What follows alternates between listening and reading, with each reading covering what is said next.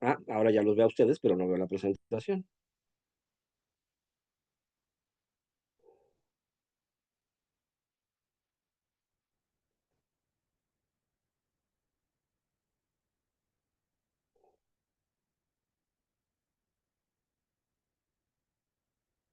Ok, ahí estamos, ¿verdad? ¿Ven bien la presentación?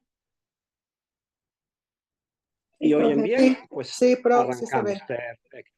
Bien, pues entonces arrancamos con nuestra cuarta sesión, ya cómo se van desarrollando finalmente los imperios islámicos y las rivalidades religiosas que van a ir surgiendo a partir de estos imperios islámicos. Y este tema es bien importante porque aquí claramente se crean las identidades. Por supuesto, em, Irán claramente no es un país árabe, Irán claramente es un país persa, la identidad iraní no es árabe, la identidad iraní obviamente es persa, eh, pero además, como algo muy interesante, por supuesto, adopta claramente el Islam como religión, pero tan lo adopta que hoy por hoy pues es uno de los gobiernos islámicos del mundo, ¿no? Entonces, claro que adopta el Islam como religión, pero lo que vamos a ver es cómo empieza a darle una identidad particular al Islam y cómo el Islam iraní es diferente del Islam iraquí y en general es diferente de las demás, de los demás Islam que existen en el mundo. No es que sea una religión distinta, finalmente el Islam es una religión, sus principios son los mismos, pero claramente hay divisiones muy claras, hay divisiones que se toleran entre sí y hay divisiones que no se toleran entre sí.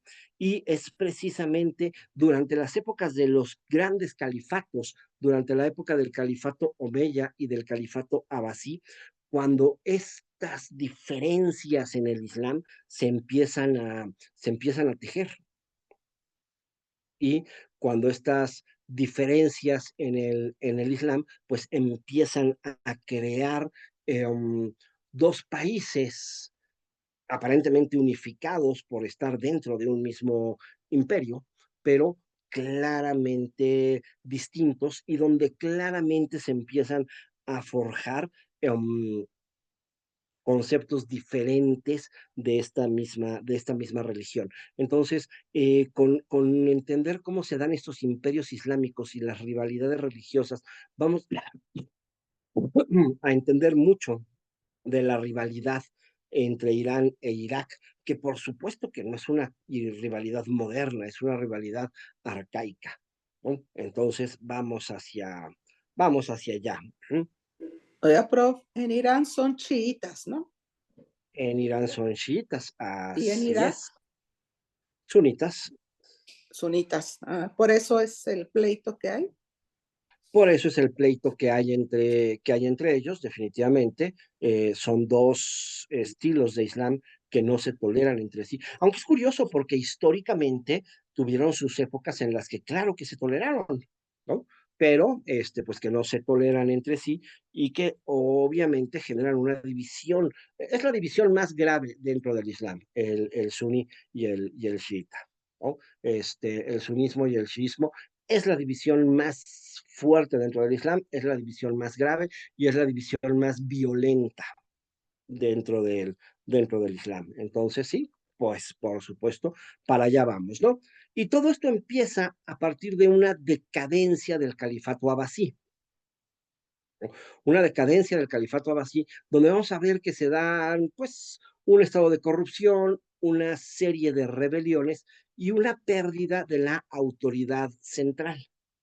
De entrada, una de las cosas complejas dentro del Islam es que nosotros hablamos de un califato que duró desde el año 750 hasta el año 1258, muchísimos años, ¿no? Pero en realidad, pues, en todo este tiempo, digamos que, funcionó o soportó de diferentes maneras. Y, claro, decimos el califato abasí, y aquí tenemos el mapa del califato abasí, ¿no? Un territorio enorme que abarca la totalidad de Arabia, una parte muy importante del norte de África y desde luego la región centroasiática, donde están Irán, Irak, Afganistán, e incluso llega hasta la orilla de la India, y nos imaginamos pues este gran califato como un gran reino unificado, como un gran proyecto unificado, y esto realmente nunca funciona de esa manera. Son territorios inmensos, en una época en la que no existen los sistemas de comunicación. Mantener el poder central es sumamente complicado. Por supuesto que hubo imperios que más o menos lo lograron, ¿no? Pero en realidad nosotros vamos hablando de califatos, sultanatos, visires, y lo que vamos viendo es una enorme fragmentación interna, no un verdadero califato unido. Y dentro de esta enorme fragmentación interna, pues diferentes maneras de interpretar tanto la religión como el poder, como la lengua, que son tres cosas importantísimas, ¿no? La religión, el manejo del poder y el idioma, que en realidad no lo vamos a ver unificado dentro de este califato. ¿Sí? Eh, Antes del califato abasí había existido el califato omeya, ¿no? También un califato de enormes dimensiones, ¿no? Y de igual manera, pues difícilmente con un poder centralizado. ¿Sí? Um, como caen la mayoría de los imperios, la verdad es que si nos acordamos, pues es un tema que repetimos continuamente, ¿no? Como caen la mayoría de los imperios caen desde adentro. Y la mayoría de los imperios caen desde adentro porque poco a poco el imperio empieza a generar un descontento con la población y pues claro, la fragmentación interna lo empieza a debilitar. Y luego aparecen las invasiones externas, pero en realidad todos los imperios caen desde adentro por que la población empieza a estar descontenta. Y así surgió el califato abasí. El califato abasí surge precisamente en un momento en el que la población del califato omeya está descontenta. Y la población del califato omeya está descontenta porque los califas se han convertido en seres ultrapoderosos, putrimillonarios, mega corruptos y complejos y completamente alejados tanto de la fe como de las necesidades de su pueblo. Y entonces iniciará precisamente un proyecto de renovación. Aparecerá los abasís como un proyecto de renovación, como un proyecto revolucionario para terminar con la corrupción de los omeyas. Esta revolución será inmediatamente apoyada por diversos grupos dentro del propio califato omeya. Entonces surge este proyecto de renovación apoyado principalmente por persas, por algunos árabes, obviamente no por todos, y por los grupos chiitas. ¿Sí?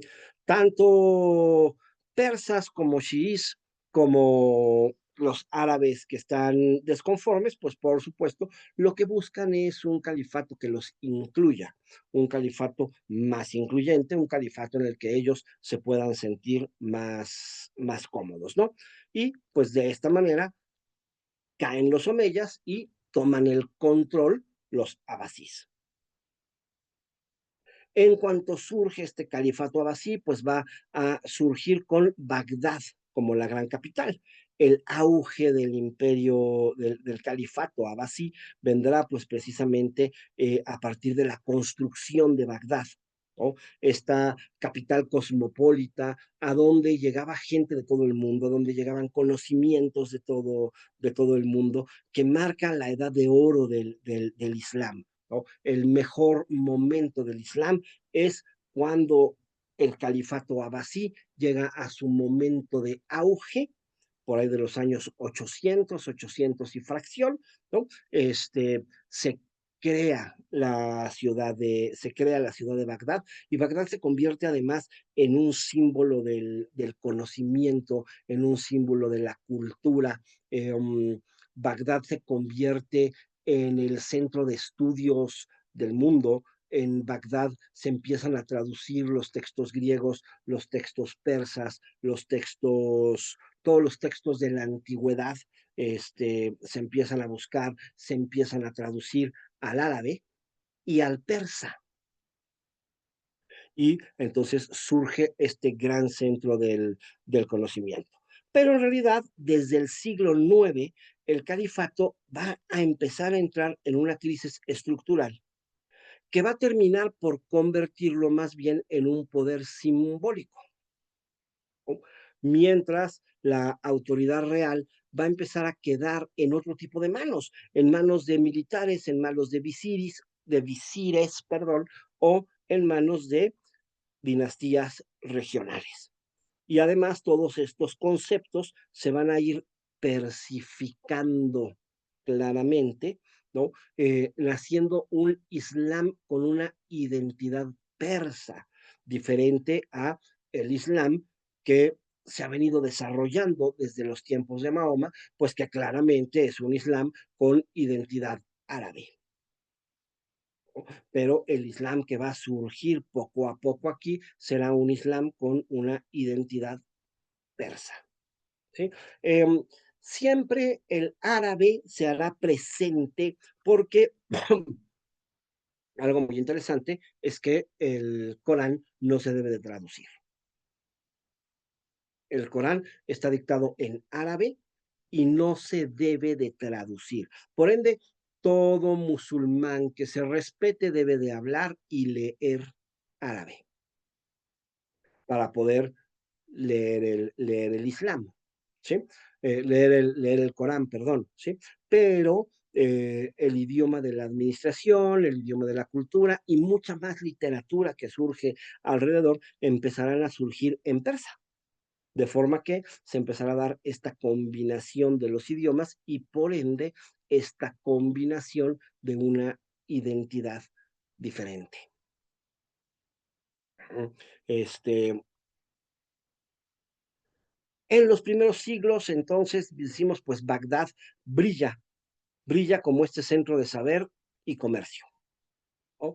Un esplendor que rápidamente será acompañado por gastos excesivos de la corte en palacios, banquetes y burocracia, por una corrupción administrativa, cargos vendidos, impuestos desiguales, favoritismos y por una creciente distancia entre califa y pueblo. Y esto empezará a erosionar la imagen de justicia que en teoría debería de encarnar el soberano, el califa, que era el líder espiritual y político del Islam, poco a poco empezará a convertirse en un monarca rodeado de lujos. Y esto comenzará a generar resentimientos entre soldados, campesinos y minorías. Curiosamente, es una historia repetida. Preciso, decíamos, el califato omeya cayó por cuestiones de corrupción, favoritismos, pueblos que no se sentían identificados, etcétera, etcétera. Llegaron los abasís, se presentaron como los salvadores, se presentaron como los revolucionarios, como la nueva forma de vida, tomaron el poder y se convirtieron en lo que siempre terminan por convertirse los reyes ultrapoderosos. Y otra vez nació esta distancia e inmediatamente nació esta decepción de aquellos que apoyaron a los abasís y que pues ahora simple y sencillamente se sienten traicionados.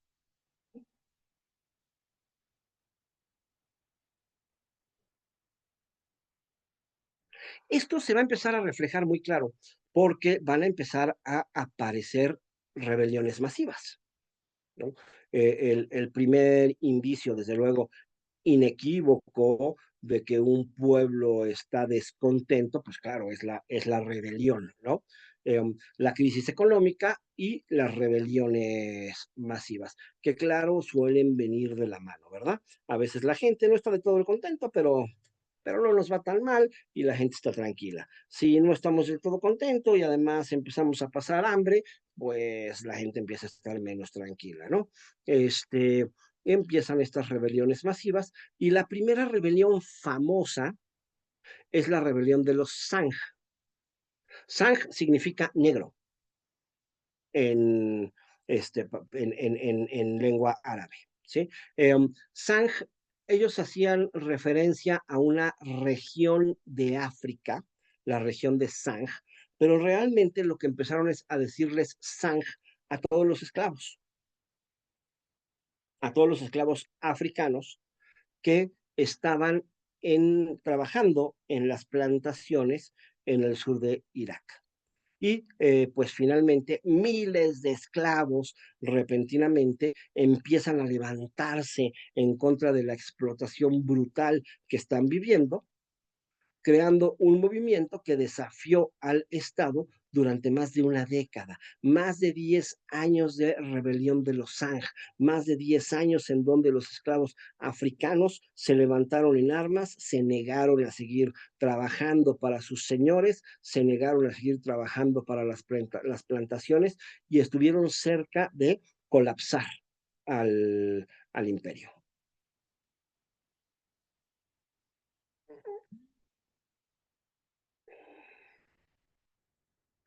Así como se da la rebelión de los Zang como un primer síntoma de un descontento grave dentro del califato, empiezan también a tomar auge los movimientos chiitas.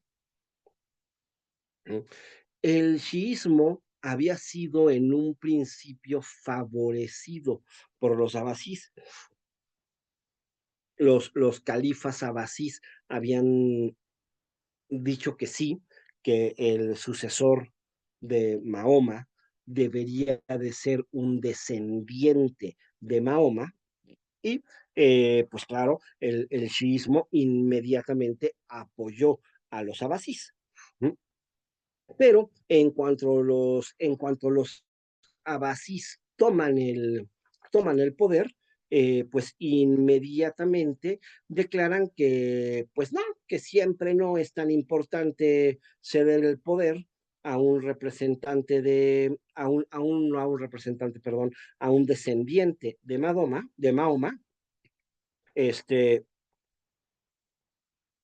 y se queda el poder dentro de la familia de los abasís, ¿no? Dentro de todo, primer califa de los abasís es Abu al-Abbas y él es tío de Mahoma.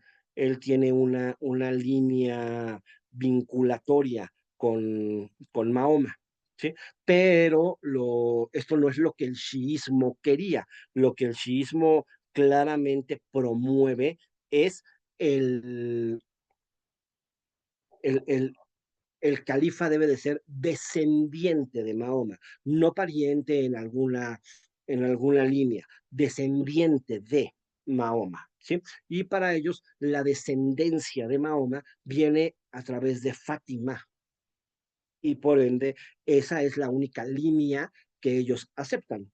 Cuando los abasis se presentan como la revolución, dicen, sí, claro, el califa debe de ser un descendiente de Mahoma. Los chiitas dicen, vamos con ustedes, los persas dicen, vamos con ustedes, diferentes grupos que estaban cansados de la corrupción de los Omeya dicen, vamos con ustedes, y una vez que los abasis toman el poder, este, dice Abu al-Abbas, pues yo soy tío de Mahoma, y dado que yo soy tío de Mahoma, hay una vinculación familiar con el profeta y por ende el califato nos pertenece. Esto hace que los chiitas inmediatamente se sientan traicionados. Bueno, fueron traicionados, ¿no? ¿Mm? Eh, entonces, pues muchos movimientos chiitas empiezan a organizar alzamientos, principalmente en Persia y en Irak. Muchos de estos alzamientos además vendrán con tintes mesiánicos, claramente también, ¿no? O sea, con falsos descendientes de Ali, que pretenden presentarse pues como descendientes ellos de Mahoma, ¿no? Pero serán falsos descendientes de Ali. Y de cualquier manera, pues empezará el shiismo a ser un problema para el propio califato, lo que también generará que poco a poco el califato también empiece a perseguir al chiismo. Pero entendamos, el califato abasí empezó a perseguir al chiismo porque el chiismo empezó a levantarse en armas en contra de los abasís. Claro, los chiitas se levantaron en contra de los abasís porque los abasís prometieron algo y después simple y sencillamente no lo cumplieron, ¿no? Entonces hay muchos caminos para que este descontento se dé de una manera muy clara. ¿No? Y además aparecerán otros múltiples movimientos locales. Los jarilles, este, que los jarilles, mientras los chiitas dicen que el califa tiene que ser un descendiente de Mahoma, los jarilles dicen que cualquier creyente del Islam puede convertirse en califa,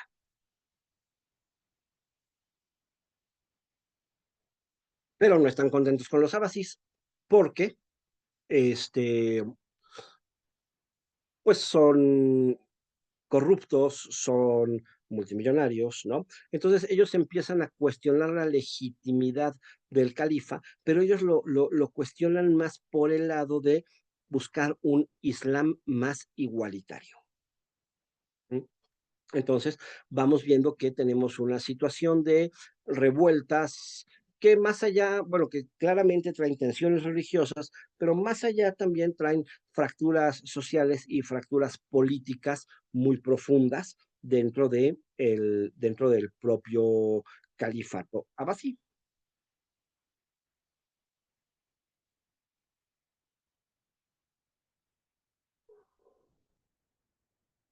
Curioso, vamos a ver que los mismos elementos que los hermanan con los persas, también por otro lado, de repente se convierten en elementos de debilidad. ¿Sí? Desde el siglo IX, los califas empiezan a apoyarse en ejércitos mercenarios. ¿Sí? Este,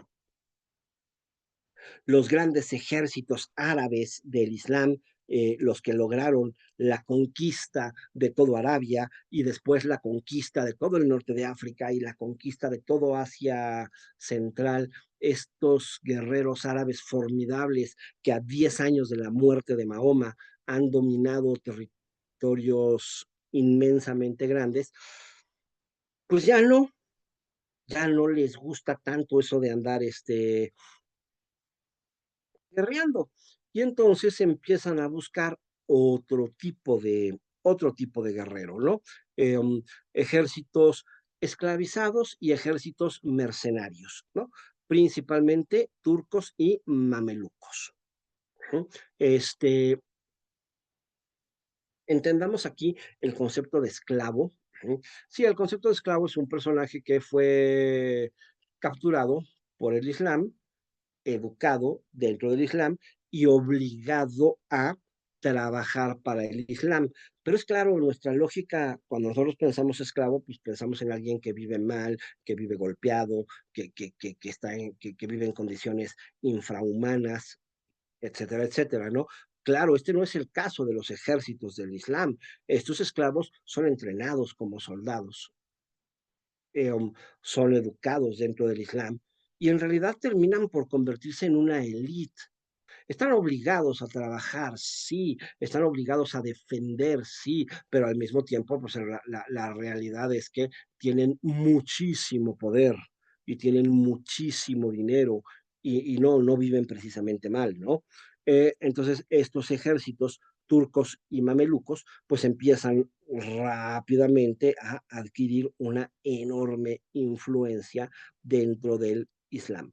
No son árabes, son turcos, son mamelucos.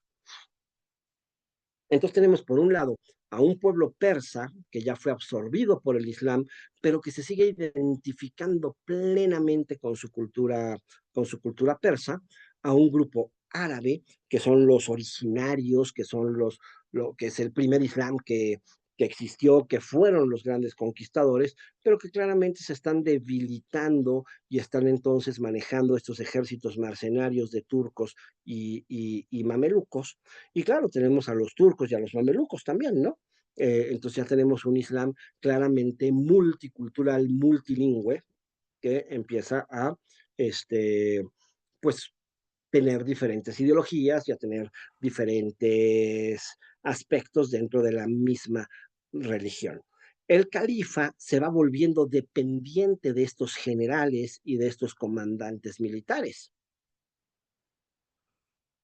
Y en realidad, pues a menudo podrá ser manipulado, depuesto o incluso asesinado por sus propias tropas. Estos nuevos personajes tienen un poder impresionante. ¿Sí?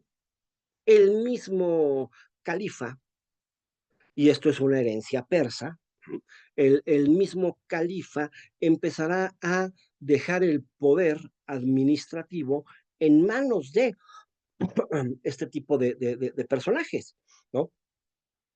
Comandantes poderosos, con manejo de tropa. ¿No? Y de aquí surgirá la imagen de los visires. Un visir que en realidad el visir es un gobernador provincial. ¿No? Dentro de este imperio vastísimo, es claro que la centralización del poder es muy complicada. Y así como los persas tenían sátrapas, cuando ellos tuvieron el gran imperio persa, pues de la misma manera los árabes, el Islam empezará a tener a sus visires. ¿Qué es el visir? Un gobernador provincial. Y claro, el jefe de los visires, el que vive en el palacio junto al sultán,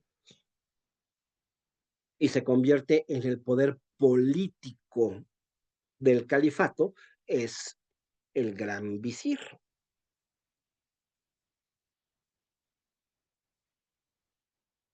Esto va a provocar que en realidad el califato deje de ser un imperio centralizado para irse convirtiendo en una red frágil de provincias semi-independientes, en donde, pues sí, hay un reconocimiento a un poder central, pero en realidad hay muchos poderes, ¿no?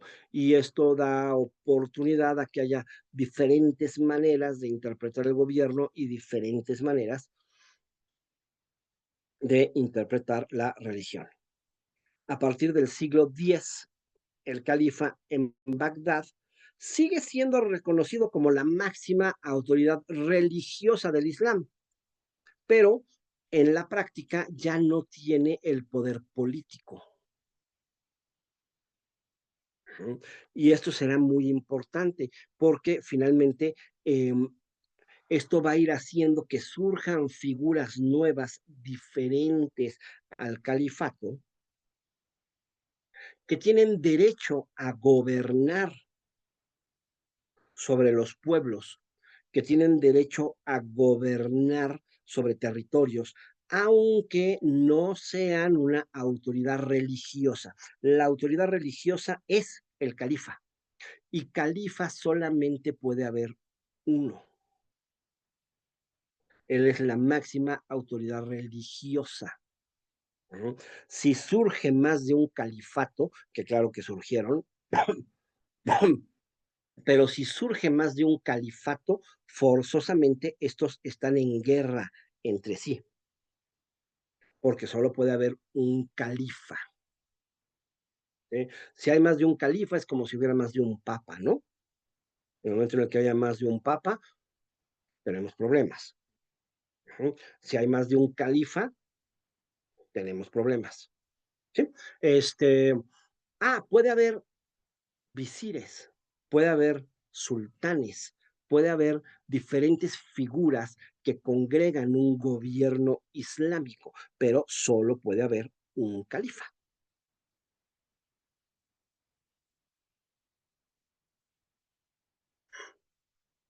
Entonces, este gran imperio unificado que es el califato abasí, en realidad lo que vamos a ver es que pues no es tan centralizado, ¿no?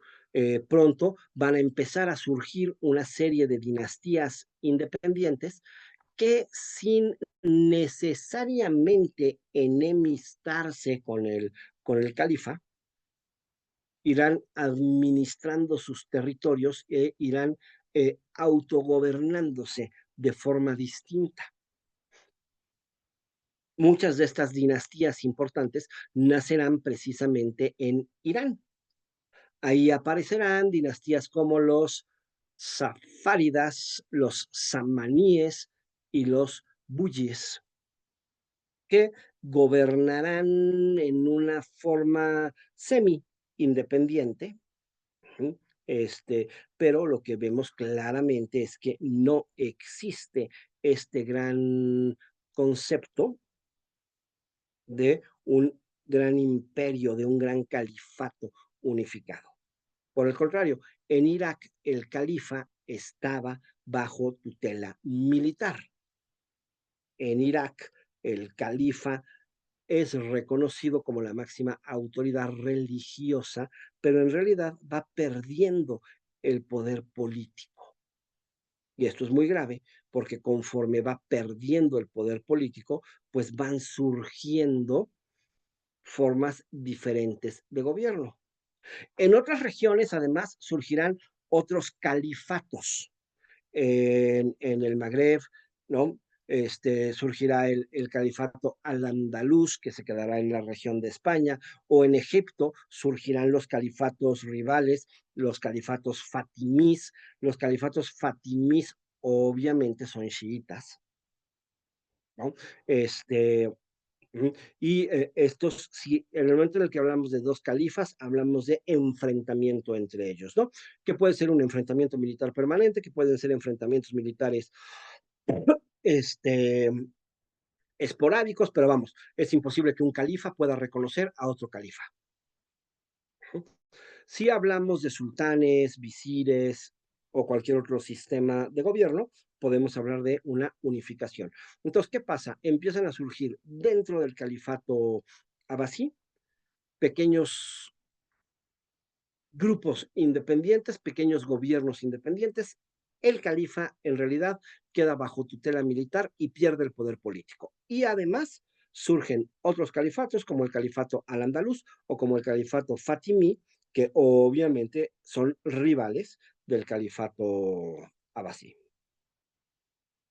Entonces el califato en realidad pasa de ser un poder político real a irse convirtiendo en una institución simbólica.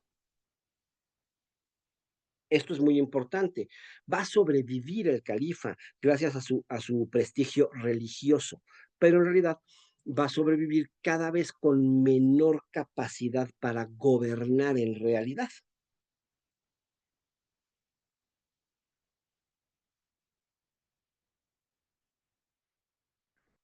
La decadencia del califato abasí pues dará como resultado, bueno, perdón, es el resultado, primero que nada, de un cóctel de corrupción, rebeliones sociales, tensiones religiosas y militarización del poder.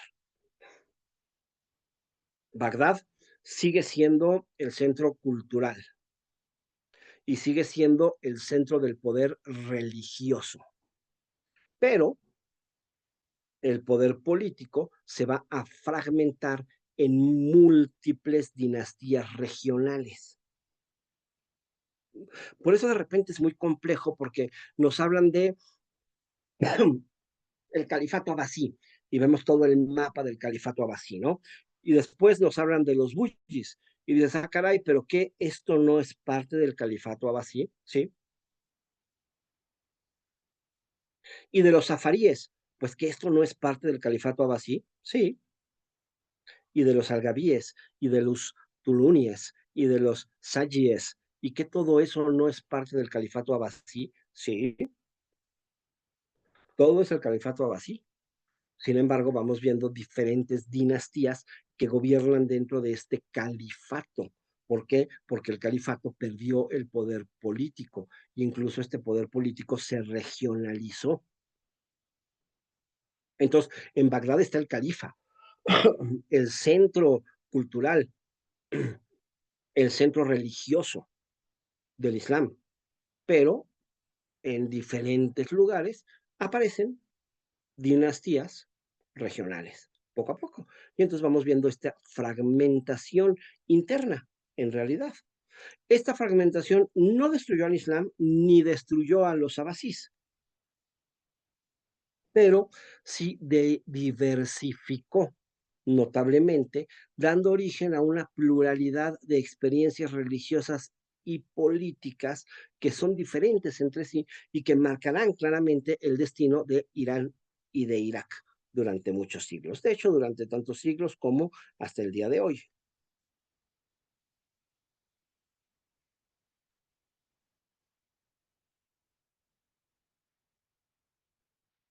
Dentro de todo este negocio, los persas juegan un papel fundamental, ¿no?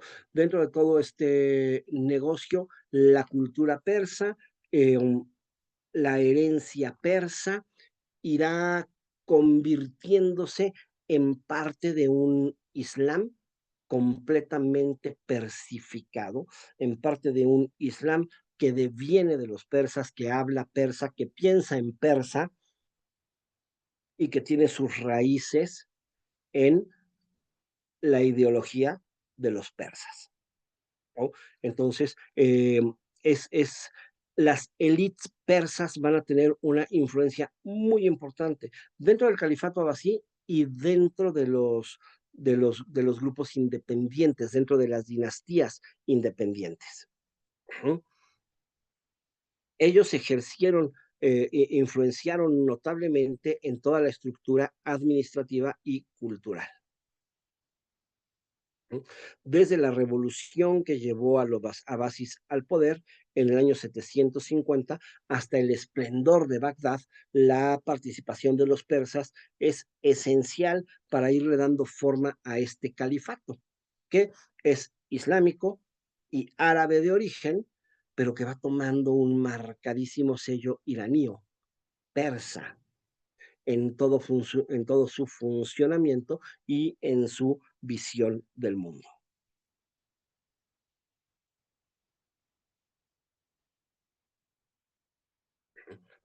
Em, el derrocamiento de los Omeya no hubiera sido posible sin el apoyo decisivo de las comunidades persas de Jorazán. Entonces, claramente, estos grupos persas pues tienen un peso muy importante dentro de el nuevo califato. Este califato fue apoyado por chiitas y por mawalis. El chiita, ya dijimos quién es, el chiita es este personaje que cree que el califa forzosamente tiene que ser un descendiente de Mahoma. Y los mawalis son los musulmanes no árabes. Los musulmanes no árabes, en su mayoría persas. Y se suman a la revuelta creyendo que los abasís restaurarían el poder en la familia del profeta. Para el chiismo esto es sumamente importante y para los magualís lo importante es buscar un islam mucho más inclusivo, un islam que se abra hacia los persas, que se abra hacia los no árabes, que acepte las culturas y las ideologías de estos pueblos no árabes. Y esto es lo que los abasis prometen y esto es lo que les da a los abasis el apoyo de muchos chiitas y, por supuesto, el apoyo de los persas.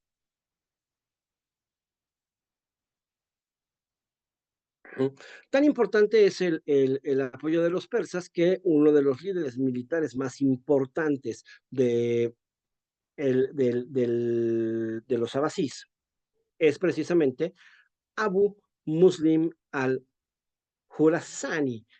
Abu Muslim al-Jurasani, que es un persa convertido al Islam, ¿no? Es un héroe popular de lo más importante en Irán hoy en día.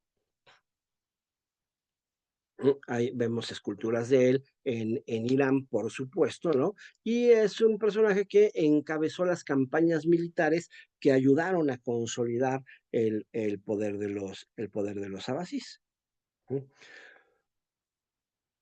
Después de que los chiitas apoyaron a los abasís terminaron por marginar a los chiitas.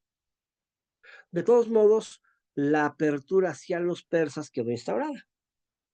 Los persas, dentro de todo, en este primer momento del imperio abasí, caen parados y son incluidos en el imperio. Bagdad no se podría entender, no se podría gobernar si no es gracias a las élites persas. Entonces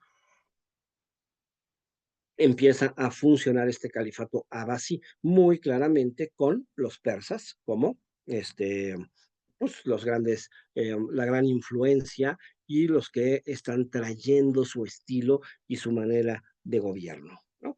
Ya decíamos, de los abasis heredaron tropas, desde luego, ¿no? Pero heredaron claramente su modelo de gobierno y de ellos adoptaron la figura del visir, ¿no? O sea, los antiguos sátrapas del imperio sasánida, ¿no? Un jefe con poder ejecutivo que gobierna sobre una región determinada en nombre del califa, primero. Después será en nombre del gran visir, cuando el califa quede únicamente como este personaje cuyo poder es religioso, ¿no? ¿Mm? Pero esta figura del visir, que curioso, es lo mismo que sí debilitó a los abasís, esta figura del visir es tomada del estilo de gobierno de los persas. Así, claro, muchas familias persas, como los barmaquis, lograron dominar la burocracia abasí en el siglo VIII y durante mucho tiempo fueron ellos los que dominaron el Islam.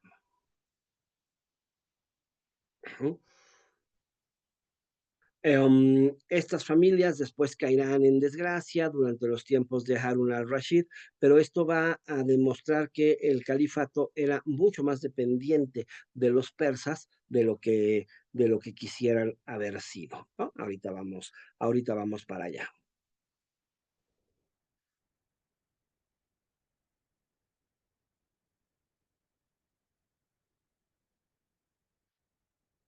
El sistema de provincias, como se crea a partir del califato abasí, pues es este claro idea, es esta clara modelo y adaptación de el modelo sasánida, ¿no? El calife es árabe, sí, el califa es árabe, perdón, pero hay una burocracia, hay un aparato burocrático muy amplio, claramente de habla persa.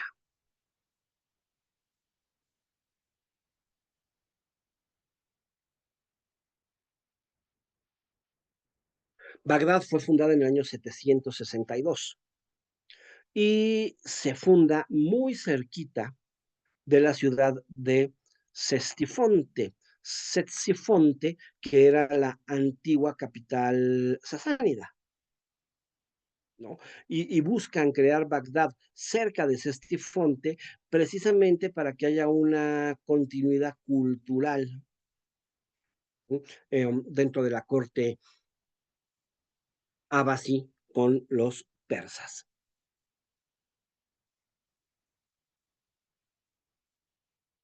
Entonces, dentro de todo este concepto, vamos a ver cómo florecen el ceremonial imperial típico de Persa, ¿no? Toda la etiqueta cortesana, la sacralidad del soberano, la forma en la que se debe de tratar al califa, el lujo palaciego, que después no les va a gustar a muchas personas, pero pues recordaban más que nada a estos reyes sasánidas, ¿no? No a los califas del Islam, sobre todo no a los califas del Islam temprano.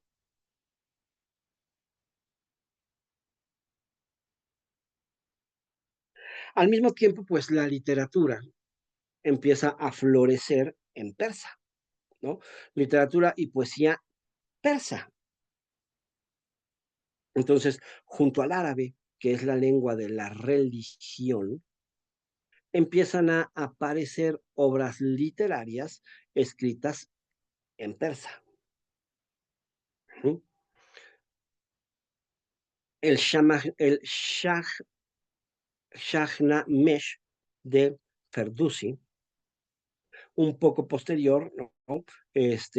Pero precisamente es el libro de los reyes y está inscrito en persa y habla de todos los antiguos reyes persas y empiezan a generar un ambiente muy importante de renacimiento cultural persa, de renacimiento cultural iranío dentro de el califato islámico, este, de los abasís. Entonces, vamos viendo cómo la identidad cultural persa va naciendo en la literatura, va naciendo en la poesía, se va dando a partir de grandes escritos, ¿no? Sin dejar de lado nunca la lengua árabe, que es la lengua de la religión. Médicos, astrónomos, matemáticos persas se convierten en los protagonistas de la Casa de Sabiduría en Bagdad. La Casa de la Sabiduría, precisamente este lugar del saber, este lugar del conocimiento, ¿no? Que trae todos los textos de todos los países conocidos de donde se puedan traer, y trae textos griegos, textos indios y textos persas, y se van traduciendo tanto al árabe como al persa en estos, en esta casa de la sabiduría.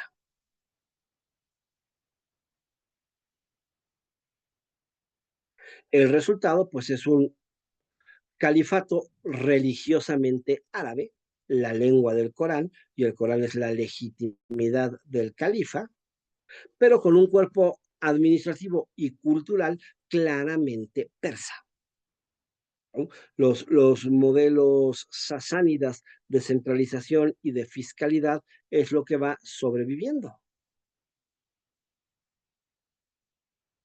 En la cultura, los valores iraníos de realeza sagrada, de poesía, de ciencia, van impregnando toda la vida cortesana. En la sociedad, pues la integración de todos los mawali, ¿no? Eh, Islam no árabes, ¿no? O sea, persas principalmente, pues empiezan a abrir al Islam a ser una civilización universal y no solamente árabe, ¿no? Acuérdense que decíamos que la religión está íntimamente ligada a la tierra, ¿no? Hasta que vemos la diáspora de los judíos y como pese a ser separados de su tierra, el judaísmo conserva su origen, conserva su religión, y luego veremos en el cristianismo y en el islam también a estas religiones proselitistas que buscan mayor cantidad de seguidores y que ya no están necesariamente vinculados al suelo sagrado, que tienen sus lugares sagrados, que tienen sus lugares santos, por supuesto, pero eso es una situación diferente, principalmente por cuestiones históricas, ¿no? Sin la participación persa, el califato abasí no hubiera alcanzado ni su esplendor ni su eficacia administrativa. Em, Irán, Irak, perdón, fue el centro del poder, ¿no? En Irak está Bagdad. Ujú. Pero Irán fue quien proporcionó todas las herramientas de gobierno y todos los valores culturales que sostuvo a este califato. Entonces, vamos viendo cómo se da, claro, esta fusión árabe-persa que se convierte en el cimiento de la civilización islámica clásica.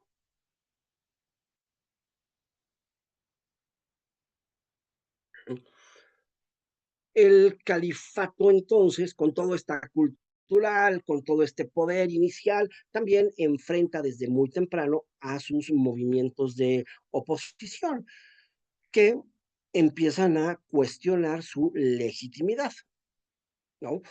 No son simples rebeliones, son verdaderos proyectos políticos y religiosos que van buscando modelos alternativos al liderazgo islámico. Y esto empieza a generar tensiones importantes en Irak y en Irán, ¿no?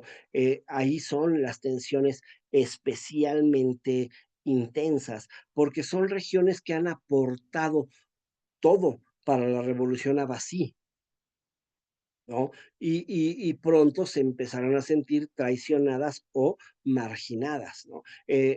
Irak se identificará mucho más claramente con el mundo árabe. En Irak está la capital de Bagdad, pero el conocimiento y la literatura se identificarán mucho más con el mundo persa.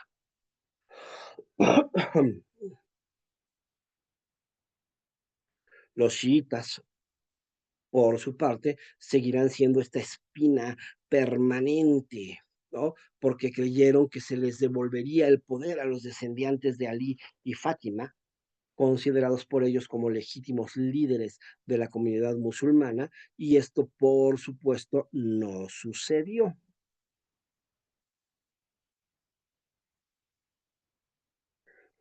Sin embargo, tras la victoria de los abasís, el califato, pues no fue entregado a un imán de la familia Ali, de la familia de Ali, ¿no? Sino que quedó en manos de los abasís y entonces pues los chiitas pues no se quedaron precisamente a gusto, ¿no? Y a partir de aquí no solamente el chiismo no recibe lo que pretendía, ¿no? Sino que, claro, a partir de aquí va a haber un conflicto marcado entre chiitas y abasis, y por ende los chiitas pues serán vigilados, encarcelados o eliminados, lo que va a empezar a consolidar una identidad muy importante de oposición y martirio. Mártir es aquel que muere en defensa de su religión, ¿verdad? Obviamente nosotros cuando pensamos en mártires, por lo general pensamos en cristianismo, pero en realidad mártir es aquel que muere en defensa de su religión. Entonces, así como hay mártires cristianos, pues hay mártires chiitas. Y esto empezará a promover desde momentos muy tempranos levantamientos en Irak y en Irán. Por ejemplo, tenemos la rebelión de Muhammad al-Nafs al-Sakiyya en el año 762, ¿no? Un levantamiento de origen mesiánico de un personaje que se dice a sí mismo descendiente de Mahoma. Pierde, por supuesto, no logra nada, pero vamos viendo este camino de la rebelión permanente, ¿no? Y el sismo se convierte en la fuerza de oposición ideológica y política dentro de las tierras persas y mesopotámicas.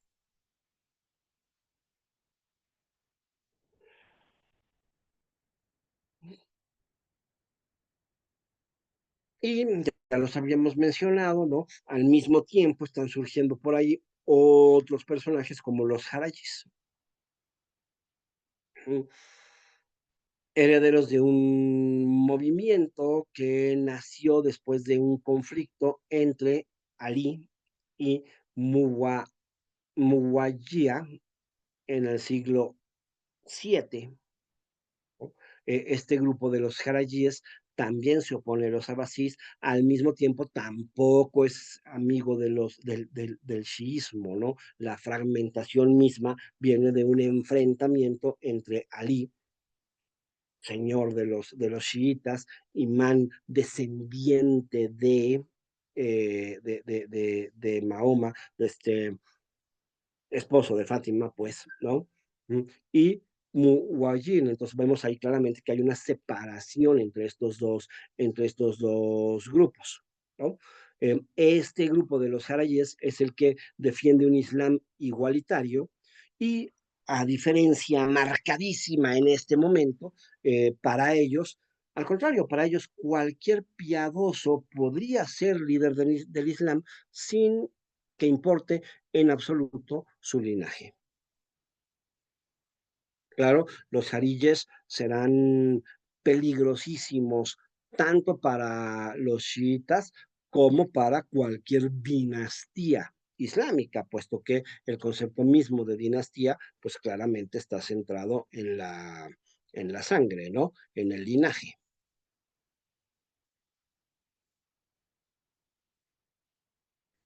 Estos jarayíes rechazaban la concentración de poder y acusaban a los abasíes de corrupción y fueron causantes de numerosas guerrillas en Irak y en Irán, desestabilizando provincias y dificultando el control del califato.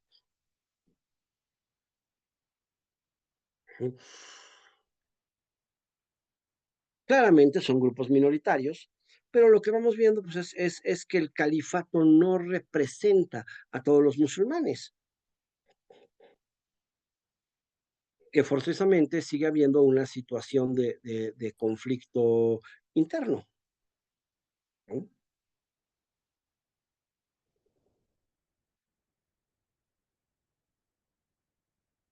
Con toda esta distancia geográfica y cultural de Persia, pues empiezan a favorecer la aparición de poderes regionales. Muchos de estos poderes regionales lo que van a hacer es reconocer al califa, no levantarse contra el califa, reconocer al califa, pero actuar con autonomía política respecto del califa. Y como el califato difícilmente tendrá la fortaleza para combatirlos, ¿no? Pues mejor terminará por aceptarlos y por tolerarlos, ¿no? Siempre y cuando sigan aceptando la autoridad del califa. Pero entonces así aparecerán los Tahíridas entre el 821 y el 873 en la región en Jorazán, que será una dinastía persa que gobernará en nombre de los abasis con plena independencia de los mismos, pero reconociendo el poder califal, por supuesto, ¿no? Y gobernando pues para el califa, pero sin las órdenes del califa, ¿no? Los safáridas del 861 al 1003, surgidos de un movimiento popular, también van a tener control sobre una parte importante de Persia.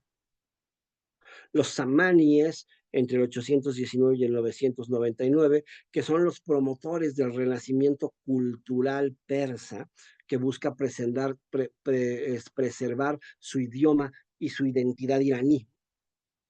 Ninguno de estos pretende terminar con el Islam, ninguno de estos pretende enfrentarse al califato, ¿no?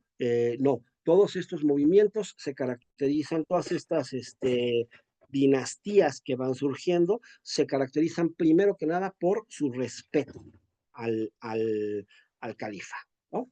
Y al respetar al califa, pues no son una verdadera amenaza, ¿no?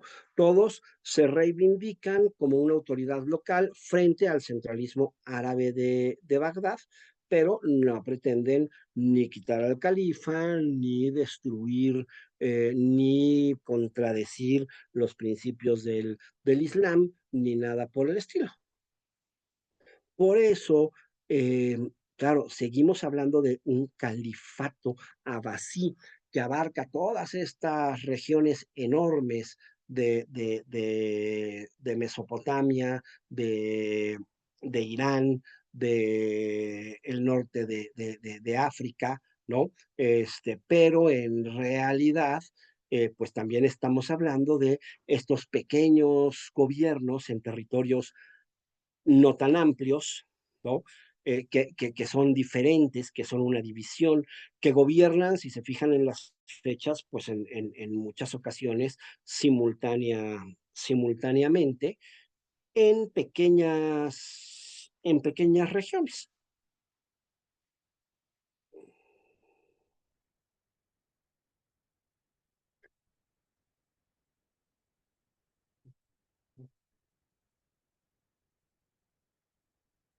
¿no? Hay una coexistencia de oposiciones ideológicas y esto pues va a ser la parte más complicada, ¿no? Hay una coexistencia de oposiciones ideológicas entre chiitas y jarayíes, ¿no? Y hay al mismo tiempo poderes regionales autónomos. Hay una autoridad califal claramente fragmentada y Irak e Irán se convierten precisamente en los escenarios permanentes de toda esta disputa religiosa y política, todavía sin poner en peligro el poder del califa, ¿no? El califa sigue siendo reverenciado como figura espiritual, pero con este poder en manos de dinastías locales, de caudillos militares, de comunidades religiosas opositoras, ¿sí? Sin ninguna pretensión más allá de conservar su pequeño coto de poder. Repetir lo mismo. Los abasis, que habían prometido una restauración de la justicia islámica, pues no lo hicieron y pronto se empezarán a ser percibidos como otra élite más, corrupta y excluyente. Los chiitas y los jarayíes se convertirán en tendencias religiones, ¿no? Y demostrarán que no existe esta unidad política inquebrantable del Islam, sino que más bien hay un espacio muy plural, con diferentes interpretaciones, con diferentes proyectos, que más tarde o más temprano amenaza con la fractura inminente.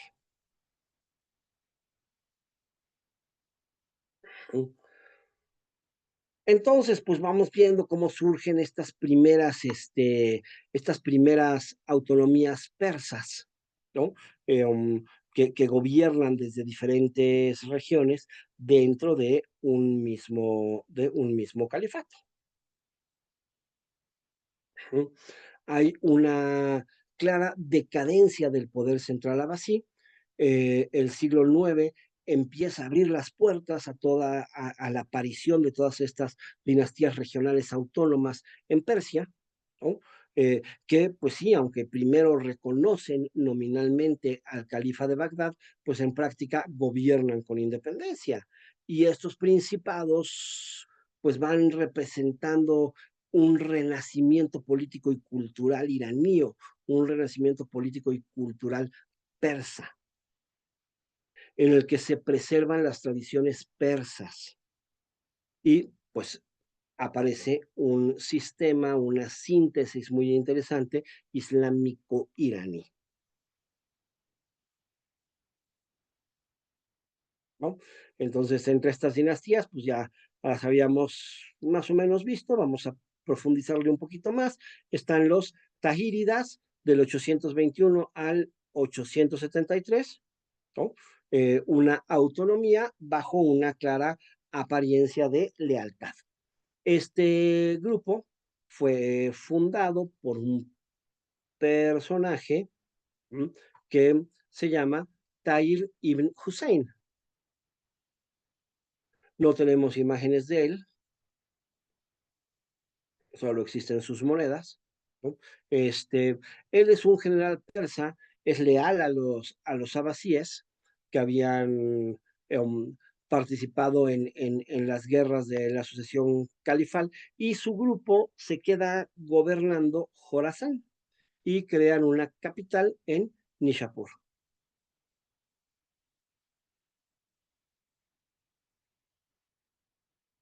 Reconocen la autoridad del califa, pero ejercen su propio poder. Ellos controlan en la región de Jorazán, ellos controlan impuestos, ejército y política local. O sea, básicamente controlan todo. Son el primer ejemplo claro de una delegación de poder de Bagdad hacia una familia persa, ¿no? Este, con esta fórmula que combina una obediencia formal con una autonomía real. Luego vendrán los safáridas del 861 al 1003, el pueblo de la élite. Este grupo será fundado por Yaqub ibn al-Layat, que es un artesano, ¿no? Que se convierte en líder militar, y su movimiento nace precisamente como una revuelta popular en la región de Sistán, al sureste de Irán. Y esta rebelión se va a expandir rápidamente hacia Afganistán, Jorazán y partes importantes de Persia.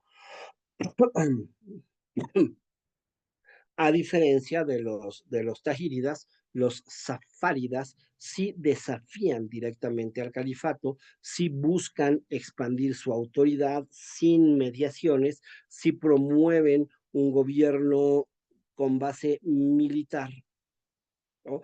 Con una reivindicación en la identidad iraní, pero sí nace como un movimiento en contra de este centralismo árabe y en contra del poder de los abasís. Uh-huh. No gana, no derroca, pero de cualquier manera sí gobierna, sí tienen su propio territorio y sí gobiernan sobre su propio territorio, ¿no? Igual que los samaníes, 819 a 999, otro grupo que percibe un renacimiento cultural de los persas.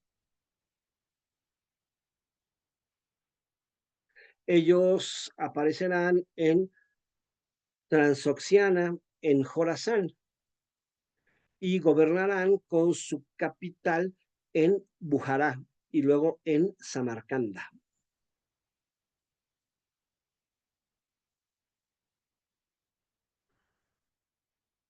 Los grandes mecenas de la cultura persa. Bajo su patrocinio se revitaliza el idioma persa, el farsi, incluso escrito con el alfabeto árabe, y se componen obras fundamentales, ¿no? La poesía de Rudaki. Establecen un equilibrio que declara la lealtad al califa de Bagdad, pero gobernándose pues con autonomía política y cultural, ¿sí?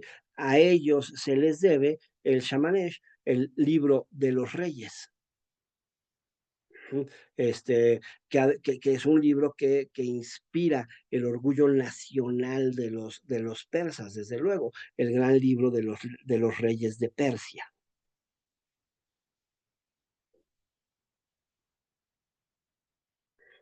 Entonces, estos grupos pues van fragmentando, ¿no? Los tajáridas que se mostraron como que nos mostraron cómo un general persa podía gobernar en nombre del califa con independencia en práctica, los safáridas que representaron la emergencia de líderes no aristocráticos, de un nacionalismo popular iranío muy claro, en confrontación con el califato, los samaníes que consolidaron el renacimiento cultural persa, integrado al Islam sin perder ninguna de las dos identidades.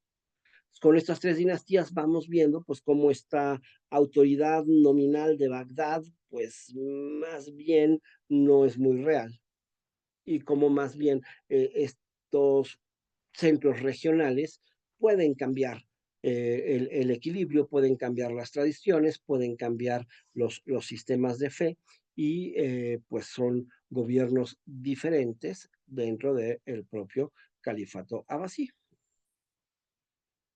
Entonces el siglo IX marca el inicio de una fragmentación muy importante en el poder del califa, ¿no? Este, entre el poder califal y el poder de los persas, ¿no? Vamos viendo cómo Persia va aprovechando esta debilidad para afirmar claramente su identidad política y cultural, ¿no?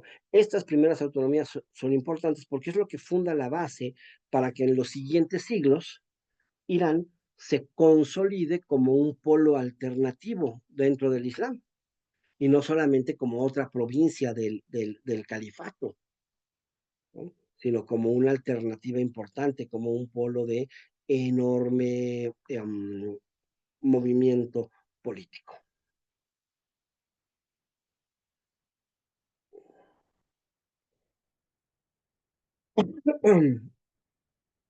Surgirá otro grupo muy interesante en el siglo X, los buyíes, una influencia chiita dentro de Bagdad, una influencia chiita que no pretende derrocar al califa, pero que sí gobierna sobre su zona y gobierna sobre sus principios. Esta dinastía, Buyis, de origen chiita, logra imponerse entre Irán e Irak y logra dominar entre el año 934 y el año 1062. Por primera vez, una dinastía chiita es gobernada directamente, gobierna directamente, perdón, sobre el califa en Bagdad, ¿no? Como habíamos dicho, quedándose ellos con el poder real, ellos con el poder político y el poder de los ejércitos, aunque dejan a la figura califal como una figura simbólica sin verdadero poder. Y además en un entorno muy interesante donde hay claramente un entendimiento entre el chiismo y el califa suní. Son tres hermanos, Ali, Hassan y Ahmad ibn Buya, los jefes militares persas que van a crear esta dinastía, la dinastía Buyi, ¿no? Eh, Ellos provienen de una región montañosa del mar Caspio, donde el chiismo se había arraigado profundamente y pues por ende traen toda la creencia chiita. Aprovechando la debilidad del califato y las luchas entre todas las dinastías locales que se están dando, pues ellos van a expandir su control bajo una zona muy importante, ¿no? En el año 945, incluso, Ahmad ibn Buya entra en Bagdad y asume el título de Amir al-Ummara. Amir al-Ummara significa comandante de los comandantes. Realmente el gobernante efectivo del imperio abasí, ¿no? Aunque supuestamente subordinado a la figura del califa.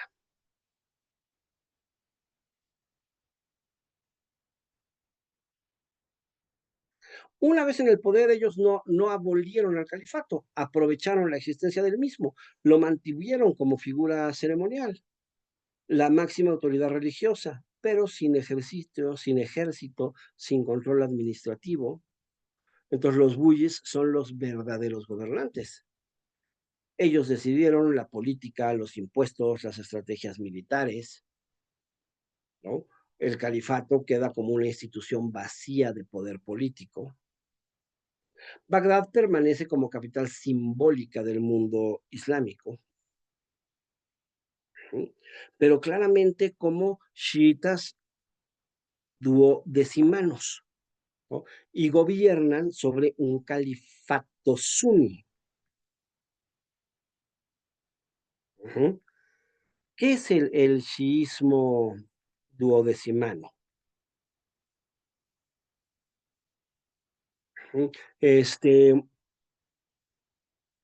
es una corriente, de hecho es la corriente mayoritaria dentro del chiismo islámico, es una de las principales ramas en general, y su nombre viene de una creencia en una línea de 12 imanes infalibles, que son los imanes legítimos, que son los sucesores de Mahoma. ¿Sí? El sismo nace por una disputa sobre quién debería de suceder a Mahoma, ¿no? En el año 632 es cuando los shis afirman que debe de permanecer dentro de la familia del profeta, y ellos empiezan, para ellos el primer califa es, es el yerno de Mahoma, Ali, ¿no? Esposo de Fátima, y de él deben de venir los demás imanes. Pero para ellos, el duodécimo imán, como hay una persecución contra el shiismo, pues la mayoría de los imanes chiitas mueren asesinados. Ujú. Entonces ellos tienen un listado de 12 imanes, y el duodécimo, Muhammad al-Mahdi, es el imán oculto. Este duodécimo imán desapareció, seguramente lo mataron, pero básicamente desapareció. ¿Y cómo desapareció? Entonces el shiismo duodecimano lo considera el imán oculto. ¿Qué quiere decir esto del imán oculto? O sea,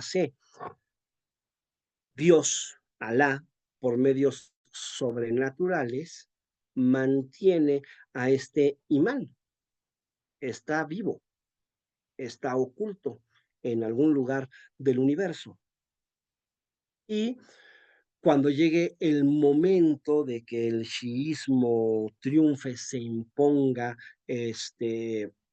pues regresará precisamente como el gran mesías del chiismo, y asumirá asumirá el poder. ¿Ok? Entonces, pues claro, ya para este chiismo ya no existe un imán.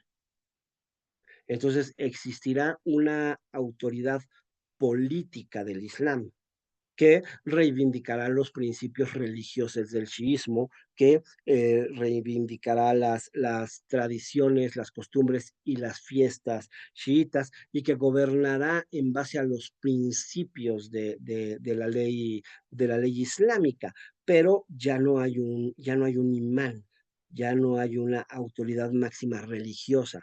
Ese imán, esa autoridad máxima religiosa, está oculta por poderes sobrenaturales, y regresará cuando sea momento de regresar.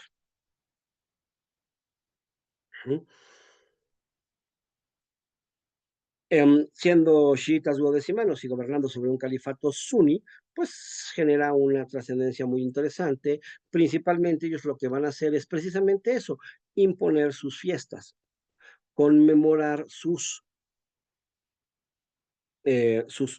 propias celebraciones, ¿no? Por ejemplo, el Ashura, que es la conmemoración del martirio de Hussein, ¿no? Uno de los descendientes de Mahoma.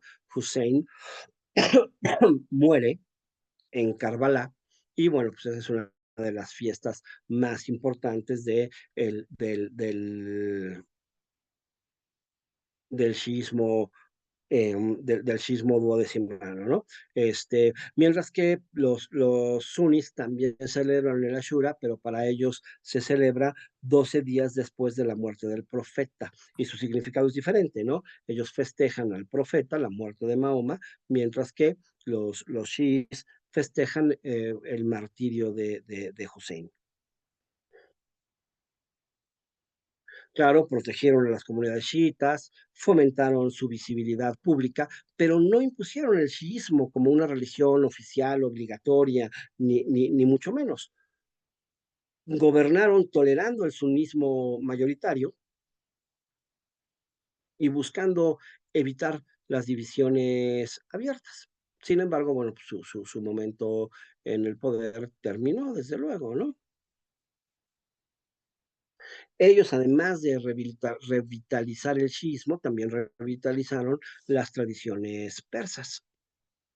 En la administración, en el ceremonial cortesano, promovieron la construcción de bibliotecas, hospitales y todo tipo de centros del conocimiento, col- em, contribuyen notablemente al florecimiento cultural del Islam medieval. Todos estos méritos que los tiene claramente el califato abasí, realmente es a través de esta dinastía de los buyis.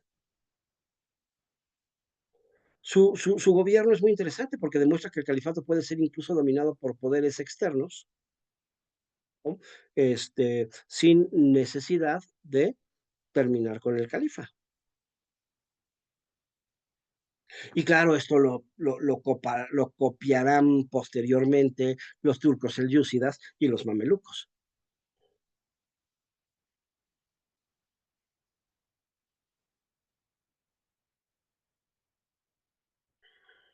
Finalmente, el poder buyi empezó a declinar, empezó a decaer hacia el siglo XI, debido a algunos conflictos internos entre diferentes ramas de la familia, al avance de nuevas formas militares, como serán precisamente los selyúcidas turcos, que terminarán por ocupar Bagdad en el año 1055, por la pérdida de cohesión frente a rivales locales, por una serie de tensiones religiosas. Los buyis terminarán por ser reemplazados por los selyúcidas. Los selyúcidas que restauraron un orden suní mucho más estricto, ¿no? Pero igual mantuvieron al califa bajo su tutela.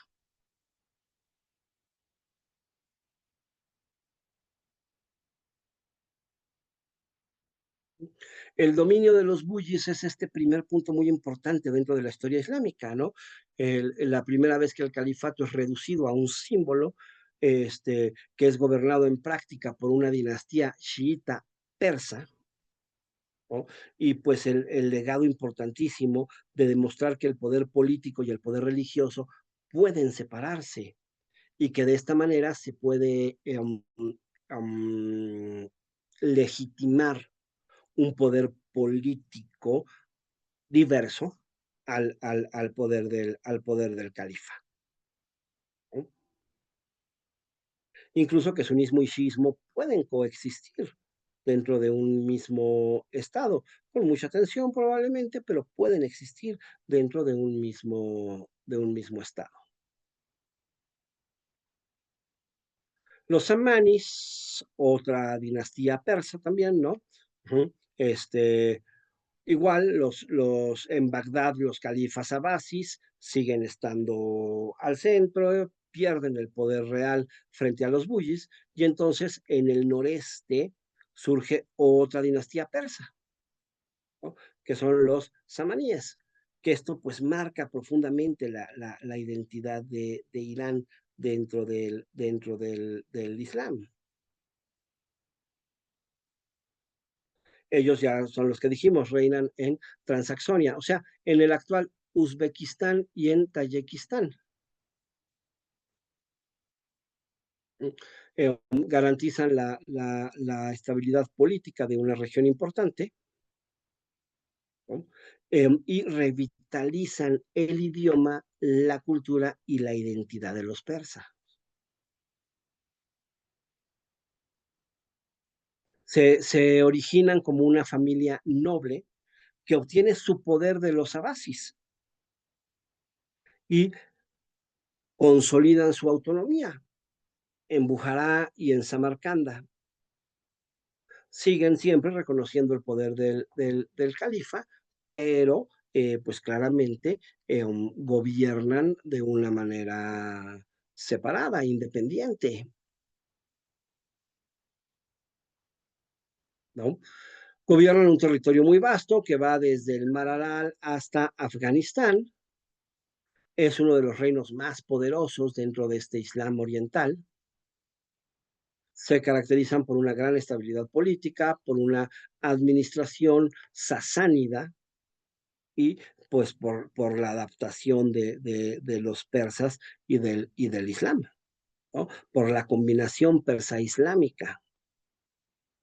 Son los grandes promotores del persa, farsi, ¿no? Escriben, usan el alfabeto árabe, pero para su propio idioma, y convierten al persa entonces en la lengua de la literatura, la poesía y la ciencia. El árabe será la lengua religiosa.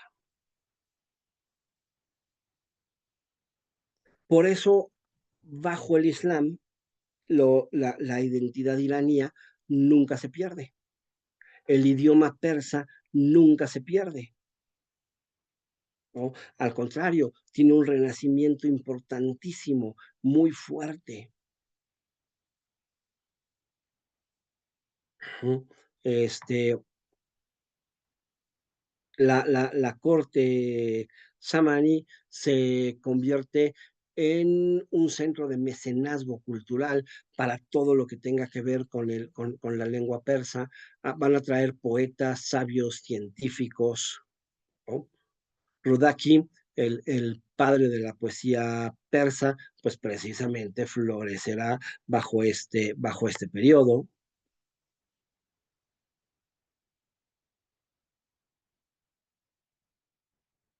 ¿Mm? Ya la época nacional, la épica nacional de los persas, de la que ya hemos hablado muchas veces, pues florecerá gracias a esta dinastía, ¿no? Son fervientes musulmanes sunis. Eso les da una muy buena relación con el califato, pero con su identidad persa marcada, reintroduciendo las ceremonias y los valores de la antigua realeza iranía. Entonces, hay una lealtad religiosa al Islam con una afirmación de la cultura persa, ¿no? El modelo híbrido que es el que le da identidad a este pueblo. A finales del siglo X se van a enfrentar a presiones de nuevos poderes, los karjanos turcos o los gaznavíes, quienes finalmente terminaron por derrotarlos. Desaparecieron como dinastía, pero dejaron todo este legado de la lengua, de la tradición, de la ideología persa dentro del Islam, ¿no? Influenciaron claramente, desde luego, en el arte, en la poesía, en la arquitectura, en la administración de los reinos.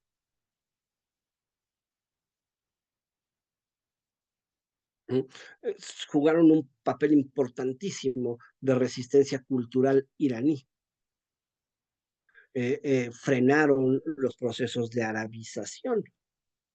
Por eso el persa sobrevivió, floreció, se cultivó. Ujú. Entonces, pues sí, un Irán islámico, pero persa.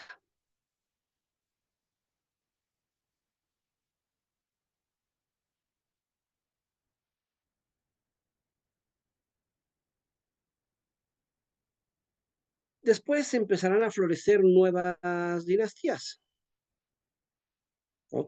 Las cortes persas fueron los samaníes, los buyis, los gaznavíes, que le dieron todo su peso, todo su poder al idioma y a la tradición.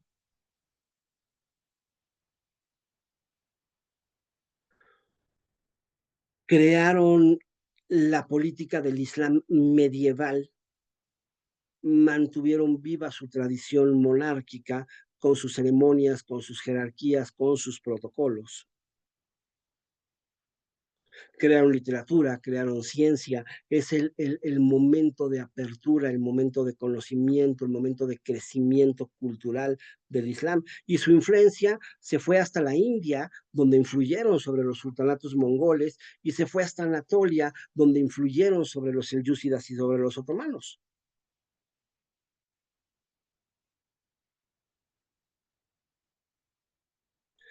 El califato de Bagdad sobrevive, ¿no? Durante los siglos 9 al 11, vemos cómo no hay un poder real abasí, el poder se reduce drásticamente, pero los gobernadores autónomos, las dinastías persas, luego las dinastías turcas, incluso chiitas, pudieron gobernar el imperio siempre con la presencia de un gobernador, no, perdón, de un califa en Bagdad y de un califa árabe, ¿no? Más que nada una figura simbólica, indispensable para que las cosas funcionen. Su permanencia fue más que nada una cuestión ideológica, religiosa, diplomática. Gracias al califa se mantiene la unidad espiritual del Islam, pero políticamente hay una fragmentación.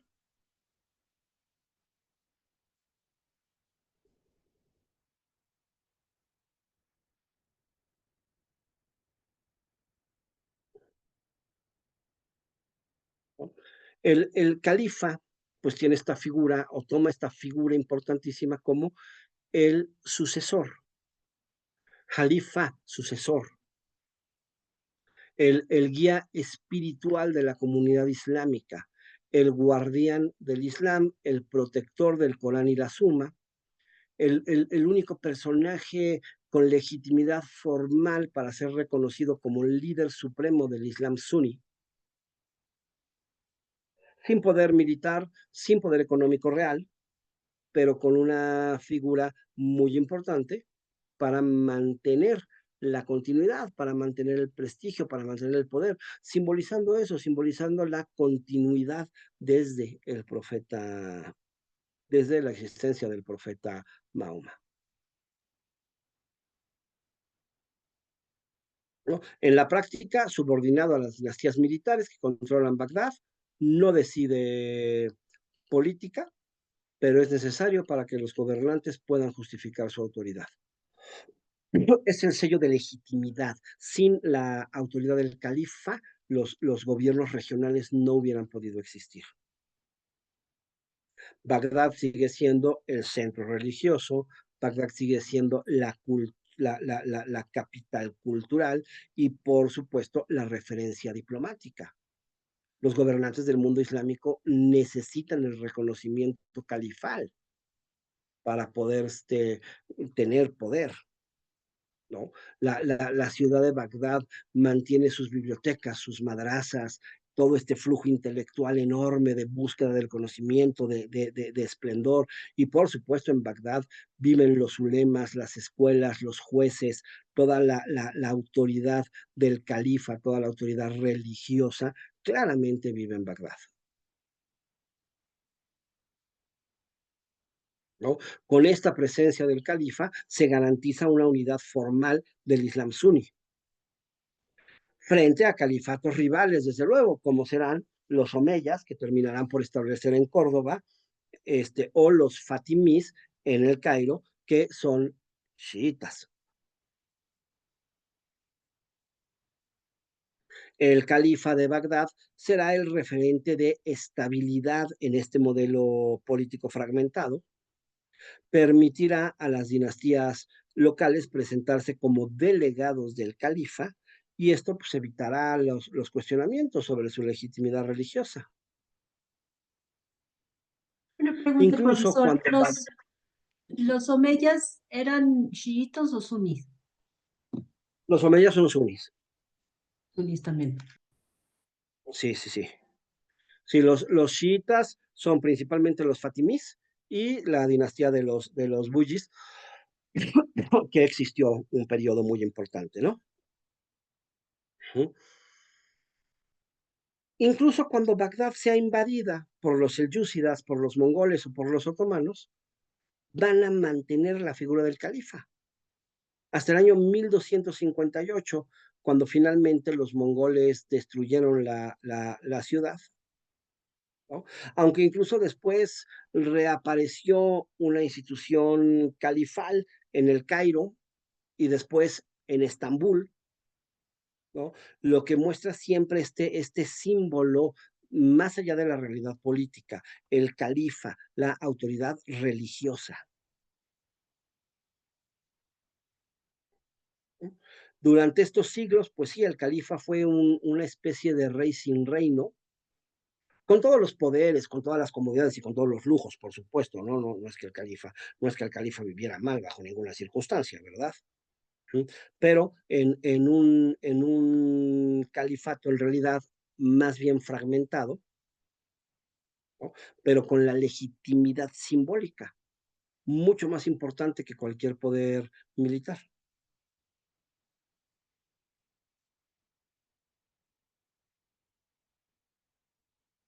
Finalmente aparecerán en el escenario un nuevo grupo, ya no persas. Aparecerá en el escenario finalmente los turcos selyúcidas, que incluso pues tendrán su choque con Bizancio y serán los grandes responsables de la consolidación del Islam sunita, que es el más importante, el más poderoso y el mayoritario, incluso en la actualidad. Es siglo XI cuando aparece esta nueva fuerza, tanto en todo el territorio islámico, ¿no? Irán, Irak y Medio Oriente. Los selyúcidas, que son ya una dinastía de origen turco, ¿no? Oghuz, que se convertirán en los más firmes defensores del Islam suní y en una potencia militar importantísima en la región. Su funcionamiento es muy similar a lo que pasa continuamente en los califatos, ¿no? El califa, los árabes ya no son la institución del ejército, entonces son un nuevo grupo, los turcos, los que toman el control del ejército, y poco a poco estos turcos se irán dando cuenta de que pues ellos son el verdadero poder y se convertirán en una potencia militar expansiva, ¿no? Y serán enemigos del Imperio Bizantino y serán enemigos del chiismo. ¿No? Provienen de las tribus turcas nómadas de Oghuz, de Asia Central, como con este mismo sistema, mercenarios y aliados de diferentes dinastías islámicas que poco a poco van formando su propio poder. Primero obtendrán el poder en Jorazán, en el noreste de Irán, bajo Grul Beg, que se considera pues la primera fuerza militar del siglo XI de estos turcos selyúcidas, y desde ahí conquistará Persia y desde ahí conquistará Irak.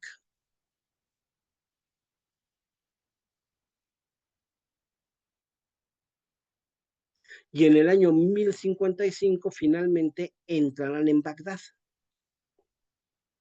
Cuando entren a Bagdad, expulsarán a los chiitas buyis, que eran los que controlaban en ese momento la ciudad, y respetarán al califato abasí. Tugrul Beg será el primer sultán de Bagdad, el primer sultán, el primer gobernante instituido de origen turco, que nuevamente se promueve como el dueño del poder político, el sultán, y respeta al califa como dueño del poder religioso. Nuevamente crean un sistema de doble legitimidad. Como dato interesante, este personaje, Tugrul Beg, aparece en los billetes de Uzbekistán.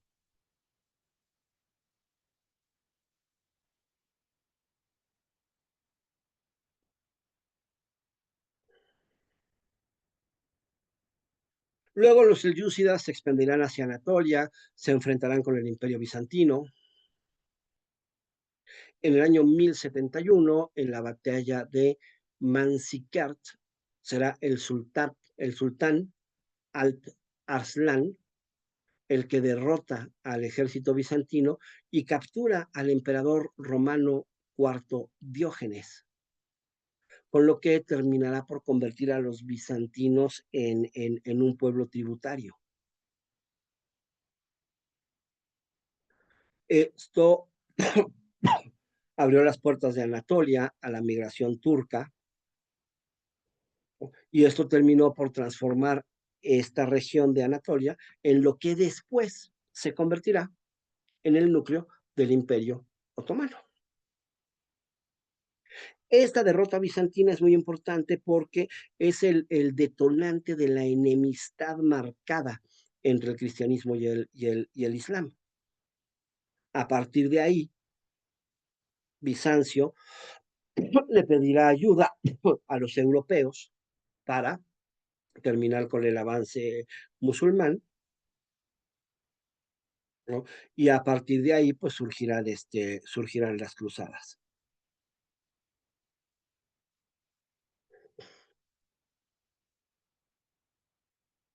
Pero ya este grupo turco, ¿no?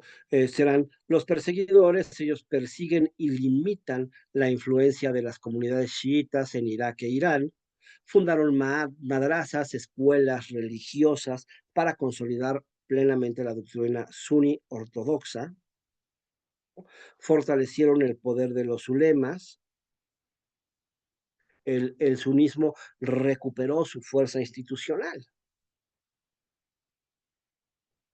Después, los selyúcidas también se fragmentarán en diferentes reinos y aparecerá por ahí el sultanato de Rum en Anatolia y en el Jorasán. ¿No? Tendrán sus mil problemas por divisiones internas y por el avance de los cruzados, y después por las invasiones mongolas del siglo XIII. Pero de este grupo del sultanato de Rum, de estos turcos, luego surgirá el Imperio Otomano.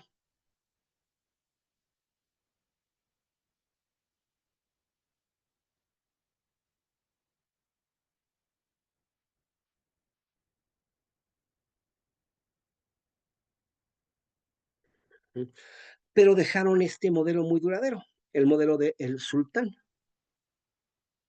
Y entonces, pues, igual, será este bipoder, ¿no? El sultán se convertirá en el poder militar y el califa en el poder religioso.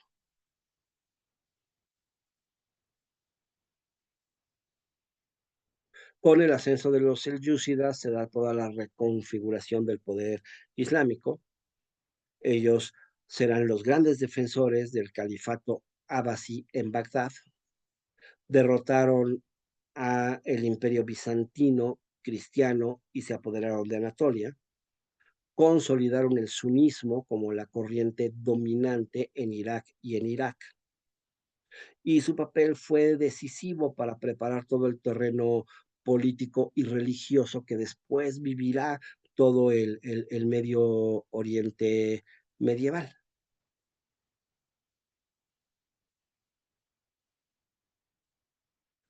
Pero entonces, desde el siglo XI hasta el siglo XIII, Bagdad siempre mantuvo su prestigio como la capital del Islam. Perdió el poder en realidad, pero el califa Abbasí siguió existiendo, ¿no? Como una figura espiritual, pero como una figura legitimadora. Y por eso pudieron desfilar los Buyis como una dinastía chiita, después los selyúcidas, defensores del sunismo, siempre con este sistema de doble poder,